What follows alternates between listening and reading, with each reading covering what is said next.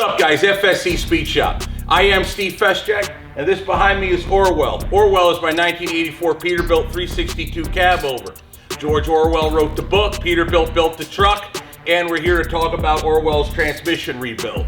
The purpose of this video, we're going to go ahead and skip ahead a little bit because usually I do live videos maybe once a week or so, in addition to the produced videos that tend to lag out a bit because I tend to space them out some, and each round trip tends to take maybe about 2 weeks to show and vlog, so I wound up ahead of myself. Long story short, a lot of you guys know and have not seen in the produced videos that I in fact lost my transmission in Orwell. On my way through Ohio, the transmission started having some problems, became extremely hot, and the engine was laboring under the not very heavy load. So what we had done was we had used a company truck to finish delivering the load, and then when I came back, I put Orwell on that trailer, removed her stacks, and then towed her home, removed the transmission, and sent it out to be rebuilt. Now, I covered a lot of this yesterday during a live stream that, to be honest, was absolutely disastrous. And after I played it back to Matt, he sees the error in his ways on being Johnny Takeover. But with that being said, this video is sponsored by Badger Truck Center Rebuild Division, or commonly known as Badger Rebuild Center or Badger Truck. I've done business with them before, and I'll explain why I went with them. First of all, let's explain my options. When the transmission failed, I had two options available to me. Actually, three, I suppose. One, I could have allowed it to be done at a local shop there in Ohio while the load waited for me. That probably would have been the worst decision available. Two reasons. One, Orwell has an older transmission to it, and they would have certainly tried to push really, really hard to upcharge me on an updated transmission that I didn't want nor need. Second option was also to tow the truck home, which we did. It was very obvious that option one was not really an option because I knew the load would be sitting there waiting while Orwell was being held hostage to upgrade a transmission at a shop that I do not regularly do business with. Not saying that would have been a dishonest shop. I'm just saying you're better off dealing with shops that you know or can trust. In the end, I decided to have Jen come pick me up with the Mercedes, bring me home. I then bobtailed out with a company truck that I was renting off of Widmeyer. At that point, I hooked onto the trailer, delivered the load, came back, and brought Orwell home. Now, once that was done, I had two more options.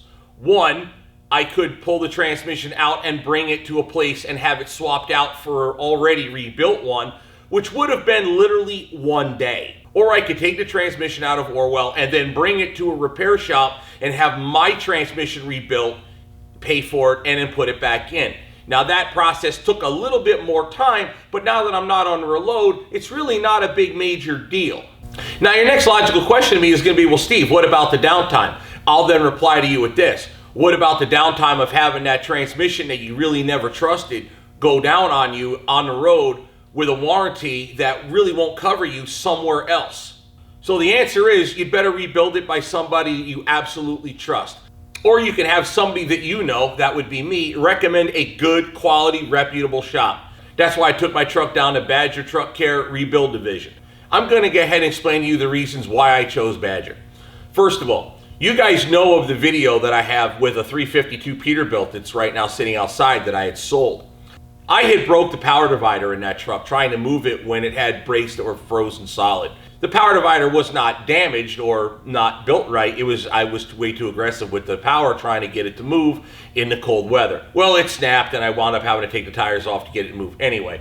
So long story short, I brought the truck inside, obviously now freed up, and I took the power divider and the forward diff out, and I brought it down to Badger Rebuild. When I brought it down there, they looked at a tag that was in the side of the differential, and they said, hey, not only do we know where this was built, being it was built here, I personally know the guy who put this diff together. I said, really? He's like, yeah, his number's right here on the diff. I thought that was pretty interesting. So they repaired my power divider, loaded it back up, and I brought it home, put it in, and it works good to this day. So that was one. Now going back to my 379, they did a transmission for me back then. They also did a brand new drive shaft, the little short shaft between your two differentials. I managed to break a yoke on one of those, limped it up there, and they built me a brand new drive shaft to put it in the truck, and it worked great. So the point is, guys, they not only do transmissions, rear ends, and driveline, but they also work on the truck there as well. Also, you'll see in the future videos, they were also updating another 362 Peterbilt just like mine. It was a white with a really short sleeper, if it had a sleeper. It looked like it had a real small sleeper. But anyway, they were doing a 362. It was like a 91 or 92, the door tag said on it. And they were upgrading it to a newer transmission, newer style, I think from a 10-speed to an 18. Also changing the rear end ratios in the truck to get the engine RPM down a little lower. I don't know what the owner was doing, but probably doing something similar to me, just going more of a long haul stretch with that rig. I'm going to assume that anyway. So long story short, they also work on your truck for you. Now right here is my transmission, and that happens to be an Eaton Fuller, the Road Ranger series, 14613.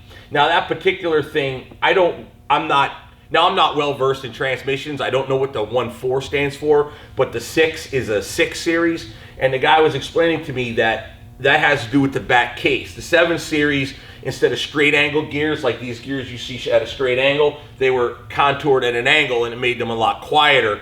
I also believe added some strength to it as well. Well, with that being said, I didn't know whether I was going to need to upgrade transmissions or not. I just simply wanted mine rebuilt. And with some patience and persistence, Badger was able to find me all the parts I needed to repair my transmission and rebuild it and be back to good as new. Now here's why you choose a company like Badger. When you haul the freight that I haul and the stuff that I do. Now I got lucky because the freight at that time really didn't need to be hurry up stuff. Yes, there's a little bit of embarrassment to a breakdown, but even brand new trucks break down. I mean, let's just be honest with you guys. One of my subscribers said he had a 2020 Kenworth with 300,000, lost his tranny. So these things happen. In trucking, things will break and there's nothing you can do about it. Things just happen. Sooner or later, boys and girls, stuff's gonna happen. Things just aren't gonna go right for you all the time. And when it does, you're gonna have to deal with it. So why not deal with it right and know that you can trust whoever is putting your equipment together. That's why you guys are gonna call Ron Jr. at Badger Rebuild Center. Now they are located at 4375 North 127th Street. Sorry, I have the card, so I do not remember that. They're located in Brookfield, Wisconsin. Now Brookfield is a little north of Milwaukee. It's kind of like a suburb of Milwaukee. Pretty nice area. Anyway, you can call their office at 262-754-4370. That's 262-754-4370. Or you could go to www.badgertruck.com. And that's who you're going to call to have your transmission, your differentials, or your drive shafts made or rebuilt. Why is that? Well, to be honest with you, they obviously can do the brand new stuff as well. Your brand new diffs, your brand new trans, and so on. But now if you have old school stuff like I do, they still have a way to get parts for your transmission. So they will for sure work with you and get you out the door.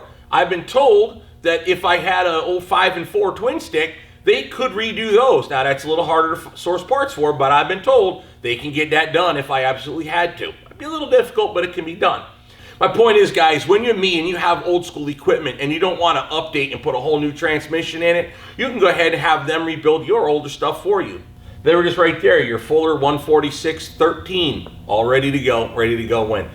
Matter of fact, right here, I have all the components. They showed me why my particular transmission failed. Now what we have here is some transmission basics for you. Long story short, these are the parts that came out of my transmission that needed to be replaced or rebuilt. And to be honest, they don't really look all that bad until you start looking closely at what happened. This one's probably the worst of all. You see this right here? This used to be an outer bearing race. I don't know what this hooks to. I'm going to assume it goes into the transmission case. But this is the outer race.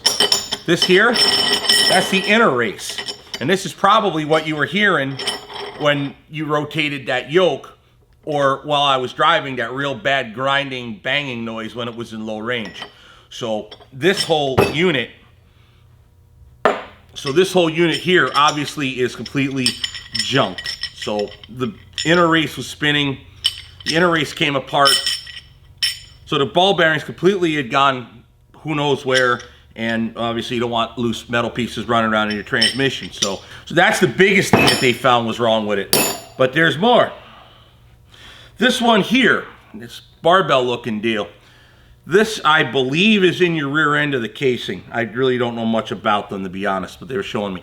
To get this bearing off, just to try to salvage the shaft, ultimately to get it apart and out of the case, they had to hit it with a blowtorch to get that bearing race out. So that thusly ruined this shaft. Also, this one here, on this side, there's a bearing race still stuck onto this shaft. So this shaft, when they make it, put the gears on it and weld it down.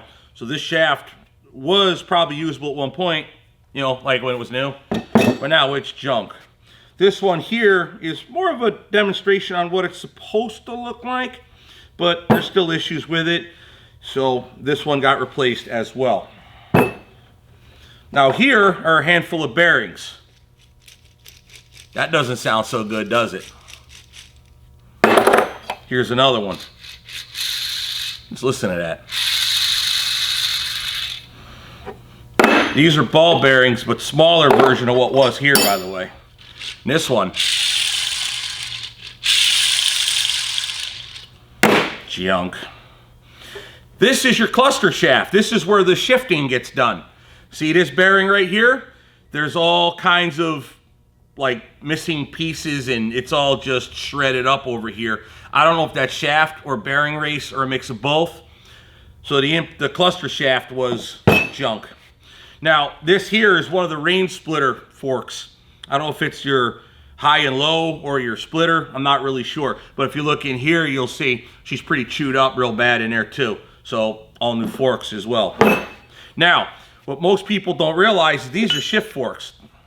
These shift forks might not be from my transmission, but these are shift forks. What they do is this will ride on here. And then your gear rides in there as well on another bearing. Now what it does is when you shift your gears, that thing you feel that when those gears fall into place is this shift fork moving this piece as it's turning. So this gear will be spinning at a different speed than this shaft. And when you can get it in gear, that shift fork will engage that collar. So when that's like it's in gear. Put it in neutral, pulls it out. Go to the next gear, the same direction on the shifter, puts it into the next gear. So that's how that works. These obviously were replaced. That's one. And then obviously here is another gear. So you can see how different gears mesh with different ones, different size gears, and that's kind of how your shifting ratio works. That's transmission basics, guys. I'm by no means no expert in transmissions. However, this gear here was replaced because, number one, this is ground down pretty bad, but also if you look inside, you'll see these notches. Those notches are not supposed to be there. They're supposed to be smooth and nice, so something came apart and chewed that up as well. So that's why that gear was replaced.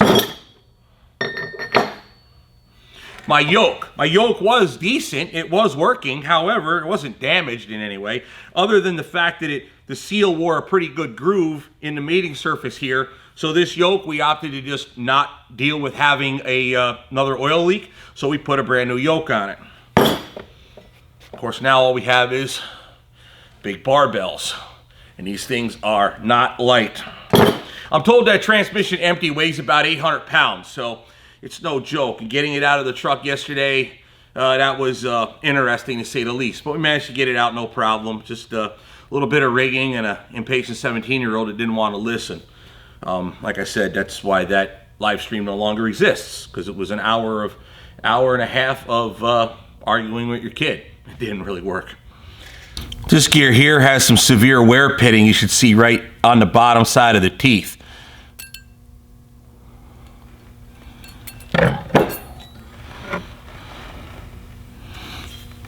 Severely chewed up shift fork. Severely chewed up range splitter fork.